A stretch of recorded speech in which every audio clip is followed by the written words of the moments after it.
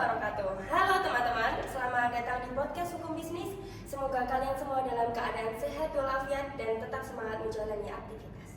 Perkenalkan, saya Bella Amelia Putri dan rekan saya Salma Arya Khairunisa. Di sini kami akan memandu jalannya podcast pada kesempatan kali ini.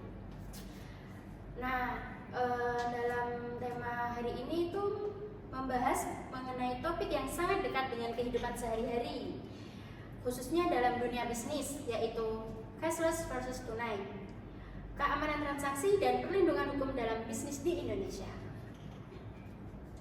Betul sekali, di era digital seperti sekarang, transaksi cashless atau non-tunai semakin banyak digunakan, mulai dari kris, transfer bank, m-banking, e-wallet seperti Dana, OVO, GoPay hingga kartu debit dan kartu kredit.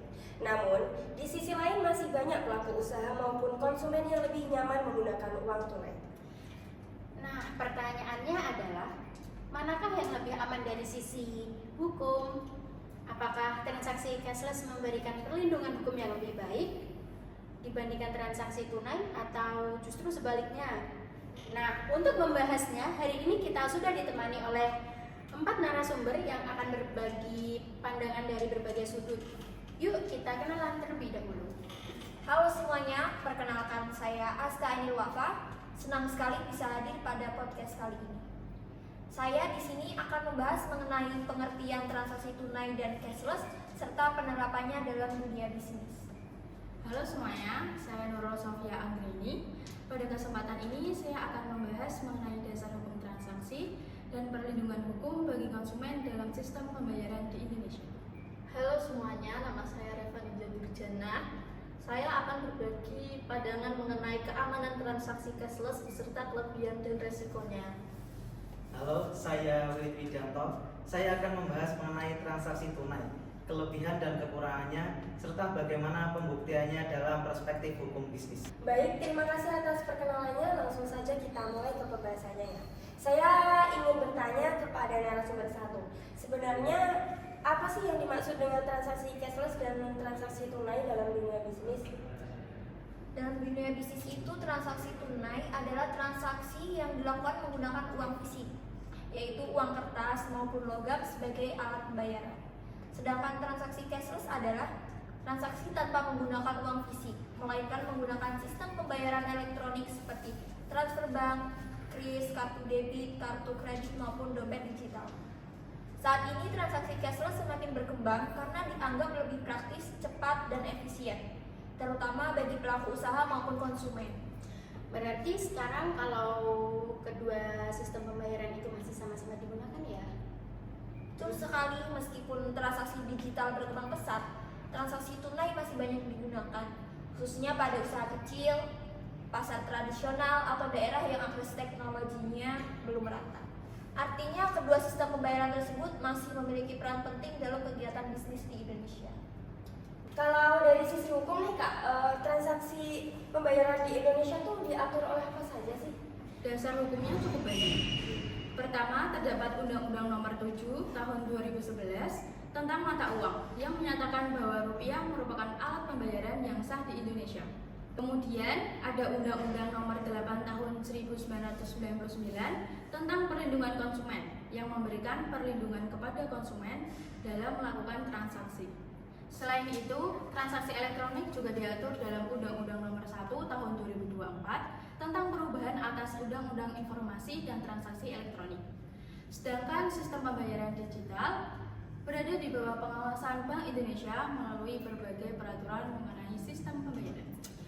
Berarti transaksi tunai maupun cashless sama-sama memiliki dasar hukum ya? Benar sekali. Yang membedakan adalah mekanisme transaksinya. Selama dilakukan sesuai ketentuan hukum yang berlaku, keduanya memiliki kekuatan hukum. Oke, sekarang kita masuk ke pembahasan utama ya.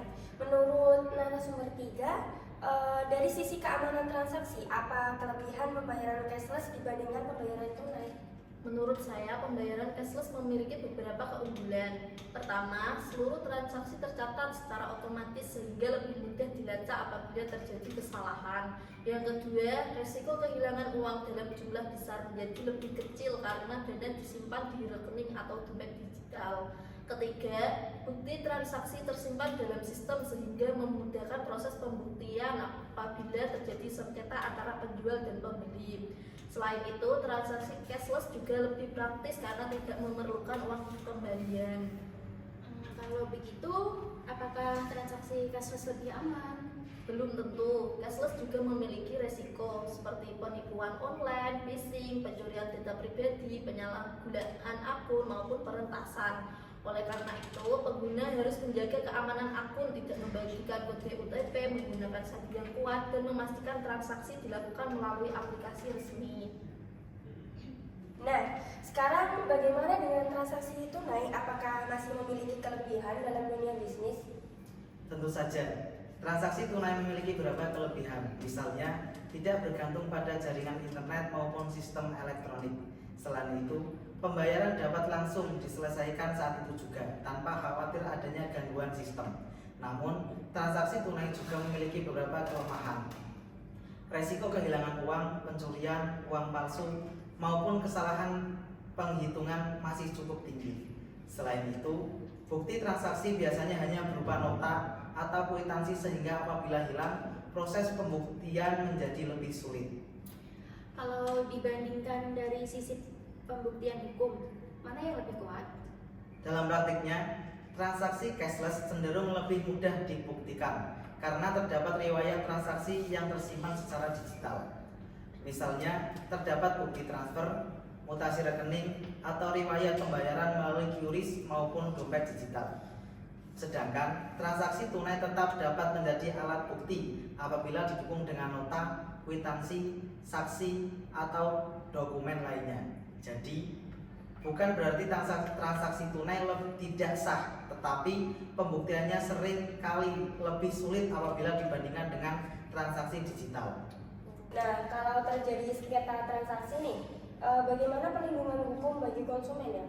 Perlindungan konsumen di Indonesia dijamin oleh Undang-Undang Perlindungan Konsumen. Apabila terjadi kesalahan transaksi, konsumen berhak mengajukan pengaduan kepada pelaku usaha maupun penyediaan layanan pembayaran. Untuk transaksi digital, konsumen juga dapat menghubungi bank atau penyelenggara dompet digital agar dilakukan penelusuran terhadap transaksi tersebut. Jika sengketa tidak dapat diselesaikan secara musyawarah, maka dapat ditempuh melalui Badan Penyelesaian Sengketa Konsumen atau jalur pengadilan sesuai ketentuan yang berlaku. Kalau dari sudut pandang pelaku usaha, apa manfaat penggunaan sistem pembayaran cashless? Manfaatnya cukup banyak. Yang pertama, ada pencatatan keuangan menjadi lebih rapi. Yang kedua, resiko kehilangan uang kas dapat dikurangi. Yang ketiga, ada proses audit maupun pelaporan keuangan menjadi lebih mudah. Selain itu, penggunaan kris dan pembayaran digital juga meningkatkan kenyamanan pelanggan sehingga dapat meningkatkan daya saing usaha. Oke. Namun, apakah pelaku usaha tetap perlu menyediakan pembayaran tunai? Menurut saya iya, karena tidak semua masyarakat memiliki rekening bank atau dompet digital. Dengan menyediakan pilihan pembayaran tunai maupun cashless, pelaku usaha dapat menjangkau lebih banyak konsumen. Selain itu, apabila sistem pembayaran digital sedang mengalami gangguan, transaksi tetap dapat dilakukan menggunakan uang tunai. Kalau menurut narasumber ini diminta untuk memilih mana yang lebih aman? Menurut saya, cashless lebih unggul karena lebih praktis dan seluruh transaksi terdokumentasi dengan baik. Kalau dari sisi hukum, keduanya sama-sama sah. Yang paling penting adalah dilakukan sesuai aturan dan memiliki bukti transaksi. Saya memilih cashless karena mempermudahkan pembuktian apabila terjadi sengketa. Saya berpendapat bahwa keduanya tetap penting. Cashless cocok untuk efisiensi, sedangkan tunai tetap dibutuhkan dalam kondisi tertentu. Baik, sebelum kita akhiri, kami meminta kesimpulan singkat dari masing-masing narasumber. Silakan dari narasumber pertama. Kalau menurut saya, cashless memberikan kemudahan, efisiensi, dan pencatatan transaksi yang lebih baik. Baik transaksi tunai maupun cashless memiliki perlindungan hukum di Indonesia selama dilakukan sesuai peraturan yang berlaku. Masyarakat harus lebih bijak menggunakan sistem pembayaran serta selalu menyimpan bukti transaksi. Pelaku usaha sebaiknya menyediakan pilihan pembayaran tunai maupun cashless agar dapat memberikan pelayanan yang lebih baik kepada seluruh konsumen. Baik teman-teman, dari pembahasan hari ini kita dapat mengetahui bahwa baik transaksi cashless maupun tunai memiliki kelebihan dan kekurangannya masing-masing. Namun dari sisi hukum bisnis, transaksi cashless memiliki keunggulan dalam hal pencatatan dan pembuktian apabila terjadi sengketa. Meski demikian, transaksi tunai tetap merupakan alat pembayaran yang sah dan memiliki peran penting dalam kegiatan usaha di Indonesia. Baik, semoga pembahasan hari ini dapat menambah wawasan teman-teman mengenai keamanan transaksi dan perlindungan hukum dalam dunia bisnis di Indonesia. Terima kasih kepada seluruh narasumber dan pendengar kami yang telah menyimak podcast pada hari ini. Saya Bella Amelia Putri dan rekan saya Salma Alia Khairunisa. Sampai jumpa di episode podcast Hukum Bisnis berikutnya. Wassalamualaikum warahmatullahi